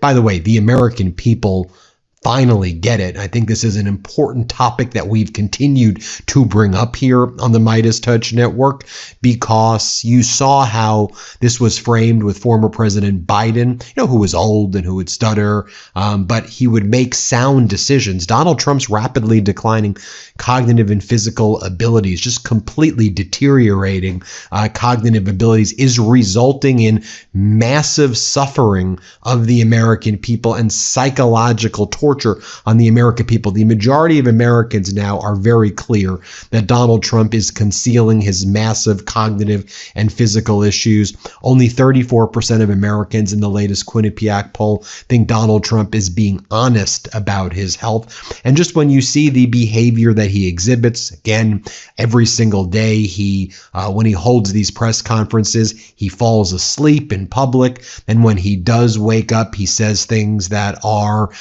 just so out there, or he doesn't know where he is, he can't complete sentences, or he does what's called disinhibition, where he starts yelling at people and screaming at people and telling them they're dumb. Or one of the recent types of disinhibition we've seen from Donald Trump is like where he'll say how attracted he is to different men. Oh, you're so muscular. Can I touch you? I want to touch your leg. I want to really touch you. And, I think that goes back kind of deep into Donald Trump's, I won't go there. Let me show you what Donald Trump was saying in the Oval Office over here. Just to give you some data points over here. Like when Donald Trump, he was sleeping, then he wakes up and he goes, "Did you know that grass has a life like people? Did you know that?" Here, let me show you this. Let's play this clip. But we fixed those. Grass has a life. Then Donald Trump fell asleep during that event. I'll share this with you. Let's play this clip. That he kept in a closet. We saw over and over again students being told they can form a club, but not if it's a religious club. They can speak. An event that Donald Trump was doing where he kept on falling asleep. He fell asleep at all these events, but this was about quantum technology. And Donald Trump says he doesn't know what quantum is. You guys know what quantum is? Here, play this clip. The second order I'm signing directs federal agency to transition to what is called quantum cryptography. Do anybody know what that is? You're going to hear very soon, so you're going to find it interesting. Cryptography. and then I'll just share with you once again, great work ASIN on our team showing Donald Trump sleeping right here. Let's play it. For more than a decade in quantum, and Now, yesterday, Donald Trump even posted this photograph of himself and former President Obama. I mean, just think about the level of obsession and derangedness going on that he even's oddly making these posts about former President Obama. But Donald Trump gets his own age wrong. So Donald Trump posts this photo of himself at the age of 20 and Obama at the age of 18. Only problem is Donald Trump wasn't 20 there. Donald Trump at most was 17 years old. Maybe he was 15 years old. Anyway, this was the military boarding school that Donald Trump was sent to because of his bullying, behavioral issues, and some other things that I think Fred had seen as well. Go back into what I said before. And I think that, anyway, Donald Trump posted this photo and acting like he's 20 wearing a military uniform as though he was like in the military, right? No, this was a military boarding school. He faked injuries and said he had bone spurs. And it's just a weird thing to post. He wasn't 20 years old. Like, he is lying about his age in this photo. Very strange and odd behavior right there. But as I said, the important thing to remember here is that this deranged behavior is now bringing us closer to the brink of complete devastation. I mean, just think about it. I mean, he's violated the MOU. He continues to attack Iran all of the time. He's not abiding by the terms of the MOU. He's erratic. He posts the craziest things. He posted earlier yesterday that he wants to annihilate the civilization of Iran again. I mean, he said, we will destroy all of Iran. You're supposed to be in a ceasefire. Article 1 says you're not supposed to say. I mean, who talks and sounds like that, especially the President of the United States? And in the Oval Office, in between sleeping, he was asked, what are you going to do about Iran? You'll find out. You'll find out. You'll find out. And obviously people like Netanyahu and Rubio and others, can see. I mean, look, I'm not trying to act like Trump has no agency. I mean, he's a horrible, vile, war criminal piece of trash who deserves to be held accountable for all of his crimes, despicable behavior, being a sexual predator, everything. I'm not letting him off at all. I'm just saying this is a guy who's just, completely collapsing before our eyes. And here's what he said. You'll find out. You'll find out. Here, let's play this clip. On Iran, Mr. President, you said that Iran violated the ceasefire. Yeah, will they face any consequences? Well, you'll find out. Do you consider the ceasefire to still be in place? I don't like the fact that they took a shot yesterday. Actually, 4. We knocked down 3. Now, as I note, Donald Trump's top aides have been noting all of his health issues and where he's been holding meetings because he can't hear. He really can't function. This is from the book Regime Change. Let's play it. A dramatic reading. Quote, he, the president, was also having trouble hearing, asking people to repeat questions they just asked. Joint press conferences with world leaders were more often held in the Oval Office than in the East Room, in part because the acoustics were better and he didn't have to stand for an hour. That excerpt is from Regime Change Inside the Imperial Presidency of Donald Trump, released like less than 24 hours ago, but it's already sold out. And here's what Maggie Haberman had to say as well about staff telling Maggie Haberman and Jonathan Swan about how Donald Trump can't really hear anymore. Here, let's play this clip. Aides are aware that he is older. What exactly goes on with Donald Trump's health is one of the mysteries, right, of the last 10 years. And he is very secretive about his health. We also talk about how this is a White House, despite these displays of transparency. They're very good at keeping secrets when they want to. This is always one of them. But he is moving differently. He has the swelling in the ankles, which, he was so irritated about the coverage of that he had the press secretary go out and talk about. And most people in the White House thought it was a little strange to be going out and talking about cankles, as we write. But he's very, very sensitive about his appearance. The hearing is an issue. They've all been aware of it for a while, and it's been happening for a while. The fact that he just is older. At 80, it is harder to mask it. And so they are all aware of it. What exactly that portends, they don't know. But he is not a young man. That brings me over here to Mary Trump. And Mary Trump talks about the Alzheimer's in her family and how this was an interview she gave. Shout out to Joy Reid as well. I mean, this is on Joy Reid's program. And Mary Trump tells Joy Reid, look, Donald Trump reminds me a lot of Fred and Alzheimer's. Here, play this clip. Bad as his physical appearance is, and it does suggest this is not an ad hominem attack. I'm just saying, as you said, his cankles are cankling. His hands look terrible. They're swollen. They're bruised. He is incapable of staying awake. He's incapable of focusing on anything. His new thing is to tell people that nobody's interested in what they're talking about, and that I guess only happens if they're not talking about him.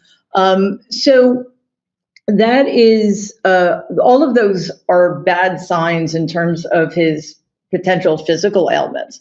And of course, some of those, like the hypersomnia and the lack of impulse control, are also potential signs of cognitive decline. As many of you know, Alzheimer's runs in my family. Hopefully it's going to skip my generation, but it does run in my family. And I see similarities between my grandfather's behavior and Donald's behavior, my grandfather being Donald's dad. But we're dealing with a perfect storm here of psychological, emotional, physical, and cognitive decline. Because for those who don't know, Donald has long-standing, like decades-long, severe, undiagnosed, untreated psychiatric disorders on top of everything else. And those psychiatric disorders, we've had Dr. John Gardner on, who's talked about the fact that he is a clinical narcissist. He's got narcissistic personality disorder, which you've talked about as well. Yeah. As you said, he's sundowning. He's got, as did your grandfather, early Alzheimer's. He at least appears to have that. But beyond narcissistic personality disorder, you as a psychologist, what else do you see going on there? Well, technically diagnosis is a process. So I can't diagnose him. He's not my patient. And also we need to go through a very lengthy battery of tests. But I think my position on this is, one, there's certainly a lot of comorbidity going on, which means that it's not just one thing. But more to the point, I think we're beyond having that matter anymore. How is he behaving? Yeah. And the ways in which he is behaving are increasingly alarming. I hear a lot of former allies saying that they don't recognize him anymore. Can I swear? Yes, you can. We are not on broadcast news, nor can we be fined by the FCC. Good. I just always like to check. It's bullshit that he's different. What's happening is because of this perfect storm of decline, Donald is revealing who he's always been. And that's part of his issue right now. He's lost control of not just himself, but of the narrative he's been spinning about himself since the 70s. Now, the part, though, that I think is important from this interview, that was important, but how nihilistic Donald Trump is and how Donald Trump is in his remaining, years or days or years. And Mary Trump sees that. And she goes that he wants to put his name on everything because, he just only sees himself as the only thing that exists in the universe. So she says that nihilism is also, in a way, so dangerous because he wants to destroy everything and bring everybody down with him as he collapses. In his last days, if he can't be around, if he can't be alive, if he can't see it, he's been this miserable thing, this miserable creature.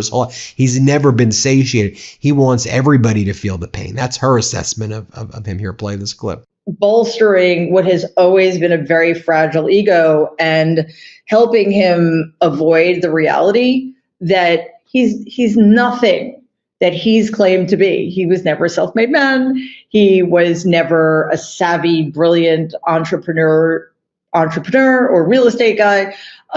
So I didn't, I don't think I really thought about it much, but after my grandfather died, I realized something essential, that my grandfather really cared about legacy. But as soon as humanly possible after my grandfather died, Donald insisted to his siblings that they sell my grandfather's entire empire because he needed the cash. So that got me thinking, what does he care about? And I think you're absolutely right. There is this sense of accelerating desperation that he put his imprint on everything, maybe as a way of staving off his mortality. I don't know. But the truth of the matter is, Donald's a nihilist. And I think the putting his name on things is a way to pretend that maybe things aren't going badly for him. It's a way for him to fill a void because, and I don't mean to be reductive here, but one of the main reasons we're at this point is because Donald has never been loved. And the thing he's most wanted in his life is to be loved. And that's a void he can't fill. So he'll just keep putting his name on things. He'll get richer. He'll get more power. Nothing is going to make him feel better, though. So his being a nihilist means that he doesn't actually believe that anybody can or should exist beyond him, which makes him very dangerous because as he's losing it, and we see it happening, he is not going to be able to protect himself from the massive amounts of humiliation he's going to feel as soon as he recognizes that he is an incompetent loser, right? And if he thinks he's going down, I don't think he's going to have any compunction about trying to take us down too. Now, in addition, Donald Trump's neurological decline also seemed to have been exposed during that speech he gave the other day in Washington, D.C. with that crowd that walked out in the middle of it. In a recent video, Hillary Shea, a licensed speech language pathologist, pointed out that Donald Trump couldn't say basic words. And she explained, as a pathologist, these are signs, not saying that Trump hasn't. She says these are signs that she sees with people who suffer from Alzheimer's and dementia. It's very, very common. It's a great analysis that she gives, and I think it's spot on. Here, play this clip. The number of paraphasias or sound distortions was significant for that amount of time. And thankfully, this creator, Zeus, helped me with collecting a lot. Listen to all these words Trump struggled to say tonight. He's losing it. He couldn't say 250th anniversary. We're in Space Museum and renovated the United States Capitol for our 250th anniversary. We are likewise... He couldn't say the word magnificent. And just across the bridge in front of Arlington Cemetery, we're building a magnificent, really beautiful. This is going to be something you're going to like. He couldn't say the words ancient ruins. The great civilizations of history did not wallow in aging ruins of the past. They built new cities. They created new monuments. He even struggled to say Los Angeles. I know everyone joins me in wishing Team USA good luck in their match tomorrow against Turkey and Los Angeles. And then he struggled to say the word horizon. Now we are expanding the glory of American freedom into horizon, really into a horizon that's never been seen before. We've never reached so high as we're reaching. Difficulties that Donald Trump has with saying specific words are consistent with dysarthria and ataxia or apraxia. They can occur after stroke. They can occur with other brain disorders and dementia. And what happens specifically with the apraxia or ataxia are phonemic paraphasias. Phonemic paraphasias are when the motor speech required to coordinate words and syllables together are not coordinated appropriately. For example, if I wanted to say telephone, but I accidentally said teflon, that would be a phonemic paraphasia because my sounds got mixed up. And that is what's happening a lot of the times with Donald Trump's speech. The coordination for these syllables in order and in connected speech, it's not just one word, because the more syllables that you have, the higher level motor coordination is required to maintain appropriate speech sound coordination. There's also something called dysarthria. And dysarthria is kind of like weakness over time of use. So when someone is speaking and over a short period of time, they might lose their breath, their voice might go really low or their ability to kind of say the words can be problematic. He does that a lot in this speech, and I do think that is one of the newer symptoms that has happened within the last month or so, where he has this dysarthria that could be consistent with a TIA, which is a transient ischemic attack, or a stroke. And what happens is he is kind of trailing off at the ends of the words. So he has this difficulty with coordinating the sounds, and then also he's kind of just losing it. So especially 3 syllables or more, words like Los Angeles, that one was less of a paraphasia where the sounds were not coordinated properly, and just he didn't really finish the word. So that would be consistent with the dysarthria, and it's absolutely possible to have a mix of apraxia ataxia with dysarthria, and there are a lot of neurological reasons why that might be happening. The fact that there were so many examples of these speech difficulties in one 30-minute speech means that Donald Trump is getting worse. Whatever is going on, whether it's a dementia, whether it's stroke, whether it's combination, whether it's congestive heart failure, whether it's whatever it might be, his neurological abilities are declining significantly. If you go back even 2 years, you will not see this many phonemic paraphasias and other motor speech coordination issues within a 30-minute speech. I guarantee it. So his brain is declining, and it's declining quickly. And what that means for us is that we have a president who is no longer fit for office. Well, there you have it, folks. Let me know what you think about all of this. I think we brought the receipts, brought the data. Hit subscribe. Let's get to 7 million subscribers. You may think you're subscribed, but you may not actually be subscribed. So please hit subscribe if you can. Thanks for watching, everybody. Want to stay plugged in? Become a subscriber to our Substack at MidasPlus.com. You'll get daily recaps from Ron Filipkowski, ad-free episodes of our podcast, and more exclusive content only available at MidasPlus.com.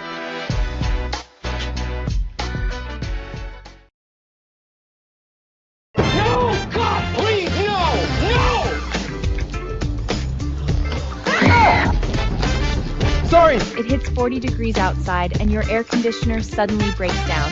Your phone can instantly find the nearest cooling center for you. Newsbreak quickly shows you nearby cooling centers, free water stations, and shelter opening hours.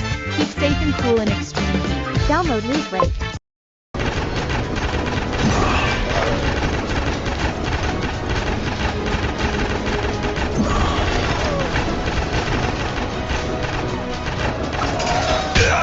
Total Battle. Play now for free. Well, as you may have heard, we got a spectacular ruling from federal judge Emmett Sullivan in the district court in D.C. late yesterday. It came on the heels of a little bit of a nail biter in the afternoon. Would the DOJ respond by 1 p.m. as Judge Sullivan ordered them to do, to be able to finally brief everything that was going on in my case?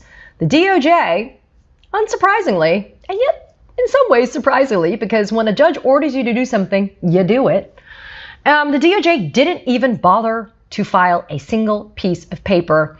Clearly, Judge Sullivan, though, was ready to go because he ended up doing a 48-page order granting my motion for preliminary injunction.